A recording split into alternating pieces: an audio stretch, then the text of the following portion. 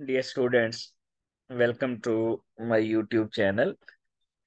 Dear students, IR spectroscopy हमने factor start किए थे जो अफेक्ट करते हैं स्ट्रेचिंग फ्रीक्वेंसी को, जिसमें हमने फोर्स कांस्टेंट के और फिर हमने बॉन्ड स्ट्रेंथ और इसके साथ साथ हमने रिड्यूस्ड मैस या मैस का इफेक्ट भी देख लिया था। आज हम बहुत ही इंपॉर्टेंट फैक्टर डिस्कस करने जा रहे हैं। एक तो हाइब्रिडाइजेशन का इफेक्ट स्ट्रेचिंग फ्रीक्वेंसी पे, और दूसरा बहुत ही इंपॉर्टेंट और बहुत ही कंसेप्चुअल हाइड्रोजन बॉन्डिंग का इफेक्ट। तो सबसे पहले देखते हैं हाइब्रिडाइजेशन। हाइब्रिडाइजेशन होती है sp या sp2 या sp3। अब जो sp हाइब्रिडाइजेशन होती है इसमें 50% s होता है, क्योंकि एक s एक p है, जबकि sp2 में 33.3% s होता है, जबकि इसमें सिर्फ 25% s होता है। अब जितना s करेक्टर ज्यादा होता है, जितनी s की परसेंटेज ज्यादा होती है, s जितना बढ़ता चला जाता है, s के ज्यादा होने से मुराद होता है, s की परसेंटेज ज्यादा होने से मुराद होता है इलेक्ट्रोनेगेटिविटी ऑफ द एटम बढ़ गई है। और इलेक्ट्रोनेगेटिविटी बढ़ेगी तो इलेक्ट्रोनेगेटिविटी का डिफरेंस भी बढ़ेगा, जिसकी वजह से इलेक्ट्रोनेगेटिविटी के डिफरेंस बढ़ने की वजह से बॉन्ड की स्ट्रेंथ भी बढ़ जाएगी। और लास्ट लेक्चर में हमने डिस्कस किया था बॉन्ड की स्ट्रेंथ ज्यादा होगी तो फोर्स कांस्टेंट ज्यादा होगा, और फोर्स कांस्टेंट बढ़ेगा तो फ्रीक्वेंसी भी बढ़ जाएगी। और फ्रीक्वेंसी बढ़ने से मुराद होता है कि ये आईआर स्पेक्ट्रम में जो पीक है, जो एब्जॉर्प्शन है, जो स्ट्रेचिंग फ्रीक्वेंसी है, वो लेफ्ट साइड पे आएगी। जैसे कि देखें, हमारे पास तीन तरह के हाइड्रोजन हैं। एक ऐसे कार्बन से अटैच है जो ट्रिपल बॉन्ड वाला कार्बन है, दूसरा डबल बॉन्ड वाले कार्बन से, और एक सिंगल बॉन्ड वाले कार्बन से। अब ये जो हमारे पास ट्रिपल बॉन्ड वाला कार्बन है, इसकी हाइब्रिडाइजेशन sp होती है, और sp हाइब्रिडाइजेशन की वजह से इसका s करेक्टर ज्यादा है, और s करेक्टर ज्यादा होने की वजह से इसकी बॉन्ड स्ट्रेंथ, फोर्स कांस्टेंट और स्ट्रेचिंग फ्रीक्वेंसी भी ज्यादा है। अगर हम डबल बॉन्ड वाला कार्बन देखें तो चूंकि ये sp2 हाइब्रिडाइज्ड कार्बन से हाइड्रोजन अटैच है, तो ये जो कार्बन हाइड्रोजन बॉन्ड की स्ट्रेचिंग है, ये इस बॉन्ड की स्ट्रेचिंग, यहाँ इस बॉन्ड की स्ट्रेचिंग कितनी आई है 3300, यहां पर आई है 3100, क्योंकि एस करेक्टर कम हो गया। और sp3 हाइब्रिडाइज्ड कार्बन से जब अटैच होता है तो एस करेक्टर और कम हो जाता है, तो इसका मतलब उसकी स्ट्रेचिंग फ्रीक्वेंसी और कम हो जाएगी, ये 2900 पर आ जाएगी। तो ये पहले 3300, जब एस करेक्टर 50% है, एस करेक्टर कम होता जाता है तो फिर बॉन्ड की स्ट्रेंथ कम होती जाती है, फोर्स कांस्टेंट और फ्रीक्वेंसी भी कम होती जाती है। सिंगल बॉन्ड यानी sp3 के लिए ये 2900 पे आ जाती है। ये है हाइब्रिडाइजेशन का इफेक्ट। नेक्स्ट है हाइड्रोजन बॉन्डिंग। आपको पता है हाइड्रोजन बॉन्ड तब बनता है जब हाइड्रोजन अटैच होता है इलेक्ट्रोनेगेटिव एटम जैसे ऑक्सीजन, फ्लोरीन, नाइट्रोजन वगैरह के साथ। तो ऑर्गेनिक केमिस्ट्री में हम देखेंगे जहां O इन्वॉल्व हो रहा है, यानी अल्कोहल्स को देखेंगे, फिनोल्स को देखेंगे, कार्बोक्सिलिक एसिड्स को देखेंगे, और फिर अमाइंस और अमाइड्स को भी देखेंगे कि इनमें हाइड्रोजन बॉन्डिंग कैसे अफेक्ट करती है। और फिर हाइड्रोजन बॉन्डिंग जो है उससे हम आइडेंटिफाई कैसे करते हैं कि ये जो है ये नाइट्रोजन के साथ हाइड्रोजन अटैच है, या ऑक्सीजन के साथ, या ये प्राइमरी अमाइन है, सेकेंडरी अमाइन है, टर्शरी अमाइन है। ये सारा हम हाइड्रोजन बॉन्डिंग से देखेंगे। हाइड्रोजन बॉन्डिंग दो तरह की होती है। एक होती है इंटरमॉलिक्यूलर, जो दो डिफरेंट मॉलिक्यूल्स के दरमियान होती है। जैसा कि देखें, ये पैरानाइट्रोफिनोल्स हैं, तो ये दो मॉलिक्यूल्स हैं, एक मॉलिक्यूल ये है पैरानाइट्रोफिनोल का, अ, और फिर दूसरा मॉलिक्यूल ये है पैरानाइट्रोफिनोल का।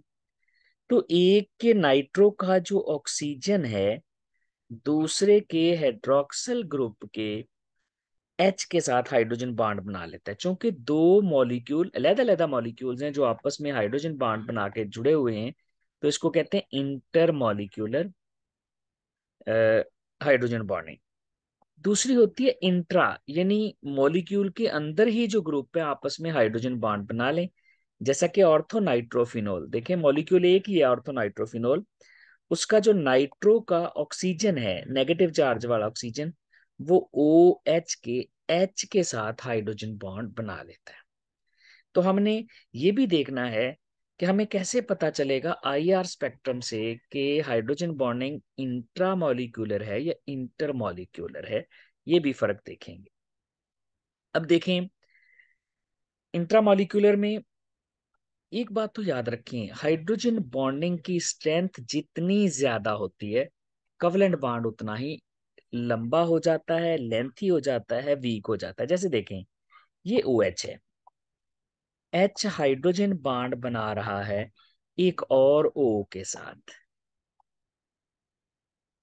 अब ये जो हाइड्रोजन बॉन्ड है जितना ज्यादा स्ट्रांग होगा, यानी हाइड्रोजन और ऑक्सीजन जितना एक दूसरे को अपनी तरफ खींचेंगे, ये वाला बॉन्ड उतना ही लंबा होता जाएगा, यानी ओ एच बॉन्ड उतना ही वीक होता जाएगा और सीओ बॉन्ड भी उतना ही वीक होता जाएगा।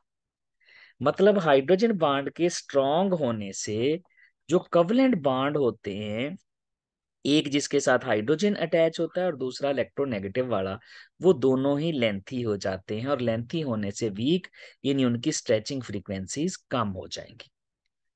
तो इसका मतलब है हाइड्रोजन बॉन्ड की स्ट्रेंथ ज्यादा होने से कवलेंट बॉन्ड की जो लेंथ है वो बढ़ती है और उसकी स्ट्रेंथ कम हो जाती है। हाइड्रोजन बॉन्ड की जब स्ट्रेंथ बढ़ती है, हाइड्रोजन बॉन्ड जितना स्ट्रांग होता है कवलेंट बॉन्ड उतना ही लंबा, यानी हाइड्रोजन बॉन्डिंग जो है वो कवलेंट बॉन्ड्स को इलोंगेट करती है, लेंथन करती है और उनकी स्ट्रेंथ को कम करती है। स्ट्रेंथ कम होगी तो फोर्स कांस्टेंट भी कम हो जाएगा, उसकी स्ट्रेचिंग फ्रीक्वेंसी भी कम हो जाएगी। अब हाइड्रोजन बॉन्डिंग अगर इंट्रामॉलिक्यूलर, ये बातें तो दोनों इंटर हाइड्रोजन बॉन्डिंग हो, इंटरमॉलिक्यूलर या इंट्रामॉलिक्यूलर, ये दोनों के लिए ठीक है ये सारी बातें, कि हाइड्रोजन बॉन्डिंग की स्ट्रेंथ ज्यादा होने से बॉन्ड लंबा हो जाता है, उसकी स्ट्रेंथ कम, फोर्स कांस्टेंट और फ्रीक्वेंसी भी कम हो जाती है। लेकिन जो इंट्रामॉलिक्यूलर हाइड्रोजन बॉन्डिंग है इसमें कंसंट्रेशन का कोई इफेक्ट नहीं होता, और नंबर टू पे इसमें जो पीक्स आती हैं वो शार्प और वेल डिफाइंड आती हैं, और डिल्यूशन का भी कोई इफेक्ट नहीं होता। ये क्राइटेरिया है चेक करने का कि अगर डिल्यूशन इफेक्ट नहीं कर रही और कंसंट्रेशन का इफेक्ट नहीं हो रहा तो ये हाइड्रोजन बॉन्डिंग इंट्रा मॉलिक्यूलर है। अब देखें एग्जांपल, ये हमारे पास फिनोल है, फिनोल में ओ एच बॉन्ड मौजूद है, ये ओ एच बॉन्ड है। हम कंसिडर करते हैं कि ये फिनोल फिरो फ्री है, इस OH ने किसी के साथ हाइड्रोजन बॉन्ड नहीं बनाया हुआ, तो इसमें ये फ्रीक्वेंसी आती है 3350 के करीब। लेकिन जब ये हाइड्रोजन बॉन्डिंग बना लेते हैं, ये देखें जब ये हाइड्रोजन बॉन्ड बनाएगा, ये इंट्रामॉलिक्यूलर है हाइड्रोजन बॉन्डिंग, तो यहाँ पर ये वाला बॉन्ड लंबा हो जाएगा, और अगर ये वाला बॉन्ड लंबा हो जाएगा, O और H वाले बॉन्ड की लेंथ ज्यादा हो जाएगी, तो इसका मतलब है इसकी स्ट्रेचिंग फ्रीक्वेंसी कम हो जाएगी पहले से। तो हाइड्रोजन बॉन्डिंग से कवलेंट बॉन्ड वीक होते हैं और उनकी स्ट्रेचिंग फ्रीक्वेंसीज कम हो जाती। अब याद रखना यहाँ OH, सिर्फ OH की नहीं, ये CO बॉन्ड की फ्रीक्वेंसी भी कम हो जाएगी, क्योंकि हाइड्रोजन बॉन्डिंग इस C double bond O bond को भी ये लेंथ ही कर देगा, पहले से इसकी लेंथ बढ़ा देगा। तो इस तरह से हाइड्रोजन बॉन्डिंग से बॉन्ड वीक होते हैं कवलेंट बॉन्ड। लेकिन इंट्रा में ये खास बातें याद रखनी है कि कंसंट्रेशन चेंज करने से कोई फर्क नहीं पड़ेगा, डिल्यूशन से कोई फर्क नहीं पड़ेगा, और इसमें पीक शार्प आती है। लेकिन अगर इंटरमॉलिक्यूलर हाइड्रोजन बॉन्डिंग हो, स्ट्रेंथ तो वैसे ही है, अगर उसकी स्ट्रेंथ ज्यादा होगी तो बॉन्ड लेंथ बढ़ जाएगी, बॉन्ड स्ट्रेंथ कम, फोर्स कांस्टेंट कम और फ्रीक्वेंसी भी कम, ये बिल्कुल वैसे ही है जैसे इंट्रा में। फर्क फिर कहाँ पे आता है? फर्क आता है यहाँ पर। इसमें हाइड्रोजन बॉन्डिंग की वजह से जो पीक आती है वो ब्रॉड आती है। फॉर एग्जाम्पल, जो अगर इंट्रा में इस तरह की पीक आती है शार्प वाली, ये इंट्रा है, इंट्रा में अगर शार्प पीक आती है तो इंटर में इस तरह से ब्रॉड पीक्स आती हैं। तो एक तो ये फर्क हो जाएगा इंटर इंट्रा में शार्प और ब्रॉड पीक का। दूसरा, जैसे जैसे आप डिल्यूशन बढ़ाते जाएंगे, क्योंकि मॉलिक्यूल एक दूसरे से दूर जाते जाएंगे, तो intermolecular hydrogen bonding weak होती जाएगी और पीक जो है वो शार्प होती जाएगी। ये फर्क है। यानी जो मॉलिक्यूल आपस में हाइड्रोजन बॉन्ड बना रहे हैं, दो डिफरेंट मॉलिक्यूल होते हैं इंटर में, ये आपस में हाइड्रोजन बॉन्ड बना रहे हैं। जब आप सोल्यूशन डिल्यूट करेंगे तो ये मॉलिक्यूल एक दूसरे से दूर जाना शुरू कर देंगे ये, और ये बॉन्ड खत्म होना शुरू हो जाएंगे। जब खत्म होंगे तो अब ये पीक जो है OH की जो है ये शार्प होना शुरू हो जाएगी और इसकी ब्रॉडनिंग खत्म होना शुरू हो जाएगी। तो इस तरह से ये हम इंटर और इंट्रा हाइड्रोजन बॉन्डिंग में फर्क कर सकते हैं। फॉर एग्जांपल, हमारे पास अल्कोहल या फिनोल अगर प्योर हो, प्योर का मतलब है वो आपस में हाइड्रोजन बॉन्डिंग बना रहे हैं, तो ये आता है 3300 से 3400 पर सेंटीमीटर पे इसकी स्ट्रेचिंग फ्रीक्वेंसी। ये बिल्कुल प्योर है। प्योर का मतलब है इंटर मॉलिक्यूलर हाइड्रोजन बॉन्डिंग होगी। अब क्या करते हैं? अब ROH को CCl4 में कर देते हैं। CCl4 में इसको डिसॉल्व करने से मुराद है OH के मॉलिक्यूल, यानी अल्कोहल के मॉलिक्यूल एक दूसरे से दूर दूर चले गए। जब वो दूर चले गए हैं तो हाइड्रोजन बॉन्डिंग जो है उनमें खत्म या वीक हो गई है, जिसकी वजह से देखें स्ट्रेचिंग फ्रीक्वेंसी कितनी बढ़ गई है। यहाँ ये आपस में हाइड्रोजन बॉन्ड बना रहे हैं क्योंकि प्योर है, अल्कोहल भी प्योर है, फिनोल भी प्योर है, तो इस रेंज में आएगी। लेकिन यहाँ जो ही हमने हाइड्रोजन बॉन्डिंग खत्म की तो देखें उसकी फ्रीक्वेंसी कितनी बढ़ गई। यानी हाइड्रोजन बॉन्डिंग के आने से बॉन्ड वीक होता है और फ्रीक्वेंसी कम होती है, जैसा कि प्योर अल्कोहल फिनोल में देख लें। लेकिन हाइड्रोजन बॉन्डिंग खत्म करने से ना सिर्फ पीक शार्प होती है बल्कि उसकी स्ट्रेचिंग फ्रीक्वेंसी भी पहले से ज्यादा हो जाती है। अगर आप कार्बोक्सिलिक एसिड्स में देखें तो कार्बोक्सिलिक एसिड में तो बहुत जल्दी पहचान हो जाती है क्योंकि बहुत ज्यादा ब्रॉड पीक आती है 2400 से 3400 तक। यानी इस तरह से 2400 से शुरू हो जाएगी पीक ब्रॉड होना, और इस तरह का स्पेक्ट्रम आएगा, बड़ी ब्रॉड किस्म की पीक आएगी 24 से 3400 के दरमियान। वजह क्या है? वजह वही है क्योंकि इनमें डायमर बन जाता है और हाइड्रोजन बॉन्डिंग ज्यादा होती है due to the formation of dimer in carboxylic acids. अब अगर हम इनके IR स्पेक्ट्रम देख लें, यहां पर देखें, ये हमारे पास पीक एक ब्रॉड पीक है क्योंकि हाइड्रोजन बॉन्डेड है।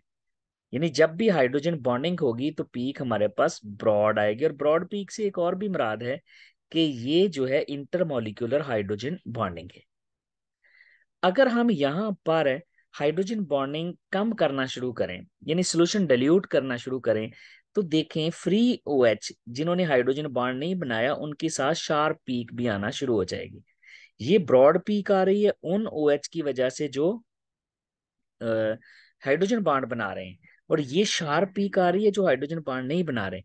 तो देखें जो हाइड्रोजन बॉन्ड बना रहे हैं उनकी स्ट्रेचिंग फ्रीक्वेंसी थोड़ी है, यहाँ पर उनकी देखें स्ट्रेचिंग फ्रीक्वेंसी कम आ रही है, जबकि जो हाइड्रोजन बॉन्ड नहीं बना रहे उनकी स्ट्रेचिंग फ्रीक्वेंसी 3600 के करीब आ रही। और पीक की शेप में देखें हाइड्रोजन बॉन्डेड वाले ब्रॉड होते हैं, जबकि जो हाइड्रोजन बॉन्ड नहीं बना रहे फ्री होते हैं उनकी शार्प आती है। अब सोल्यूशन को फर्दर और डिल्यूट कर दें। जब आप ज्यादा सारा डिल्यूट करेंगे सोल्यूशन को तो देखें ये शार्प पीक, यानी आप हाइड्रोजन बॉन्डिंग खत्म होगी और ये वाली पीक देखें कितनी छोटी रह गई है जो हाइड्रोजन बॉन्डेड वाली थी। यानी जितना आप सोल्यूशन को डिल्यूट करते जाएंगे तो डिल्यूशन से हाइड्रोजन बॉन्डिंग खत्म हो जाएगी, खत्म होगी तो पीक्स जो है वो शार्प होना शुरू हो जाएंगी। ये शार्प पीक आ जाएगी अबाउट 35 टू 3600। और अगर आप कार्बोक्सिलिक एसिड में देखें तो उनमें तो बहुत ब्रॉड पीक आती है। ये देखें 2400 से स्टार्ट हो जाती है ब्रॉड होना, और इसमें जो CH sp3 CH वाली स्ट्रेच होती है वो भी एक्चुअली ओवरलैप करके इसके अंदर ही आ जाती है कार्बोक्सिलिक एसिड में। तो कार्बोक्सिलिक एसिड में ये पहचान होती है कि इसमें बहुत ब्रॉड पीक आती है। तो इस तरह से हम पहचान सकते हैं कि कहाँ हाइड्रोजन बॉन्डिंग है कहाँ नहीं है। कहाँ सोल्यूशन डिल्यूट है, कहाँ इंट्रा है। इंट्रा होगी तो शार्प पीक्स आती हैं, या वेरी डिल्यूट सोल्यूशन जब हाइड्रोजन बॉन्डिंग नहीं होगी तब भी शार्प पीक्स आएंगी। और हाइड्रोजन बॉन्डिंग के आने से बॉन्ड वीक होता जाता है, और वीक होने की वजह से उसकी फ्रीक्वेंसी, स्ट्रेचिंग फ्रीक्वेंसी कम होती जाती है। अगर हम अमाइंस में देखें तो अमाइंस में चूंकि जो नाइट्रोजन एटम है, तो नाइट्रोजन की इलेक्ट्रोनेगेटिविटी थोड़ी होती है एज कंपेयर टू ऑक्सीजन। जो ऑक्सीजन है उसकी इलेक्ट्रोनेगेटिविटी स्ट्रांग होती है। अगर नाइट्रोजन की इलेक्ट्रोनेगेटिविटी कम है तो इसका मतलब है इसका हाइड्रोजन बॉन्ड वीक होगा। यानी अगर आप इस बॉन्ड की बात करें कि ये हमारे पास NH है, इसने बॉन्ड बना लिया नाइट्रोजन के साथ, ये हाइड्रोजन बॉन्ड है। और अगर हम OH की बात करें, ये OH है और ये ऑक्सीजन के साथ हाइड्रोजन बॉन्ड बना लिया, तो इसमें ये वाला बॉन्ड ज्यादा स्ट्रांग है, नाइट्रोजन वाला वीक है।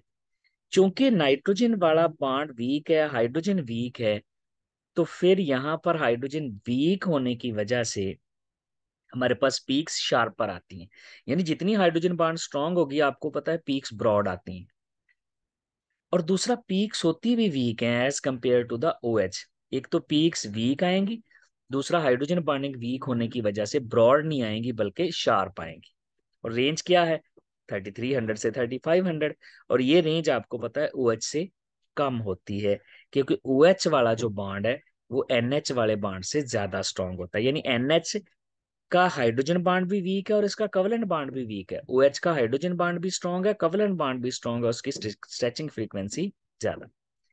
अब फर्क कैसे करेंगे प्राइमरी सेकेंडरी टर्शियरी अमाइन में? जो प्राइमरी अमाइंस होते हैं उनमें NH2 ग्रुप होता है। चूंकि NH2 ग्रुप होता है, दो H आते हैं, तो उनमें फिर डबलेट आती है, यानी दो पीक्स आती हैं। किस वजह से? एक सिमेट्रिक स्ट्रेचिंग की वजह से और एक एसिमेट्रिक की वजह से। आपको पता है एसिमेट्रिक की एनर्जी ज्यादा होती है, फ्रीक्वेंसी ज्यादा होती है, तो ये एसिमेट्रिक की वजह से है 3400 पे, और ये सिमेट्रिक की वजह से। तो दो पीक्स आएंगी प्राइमरी अमाइन की, तो ये पहचान हो जाएगी।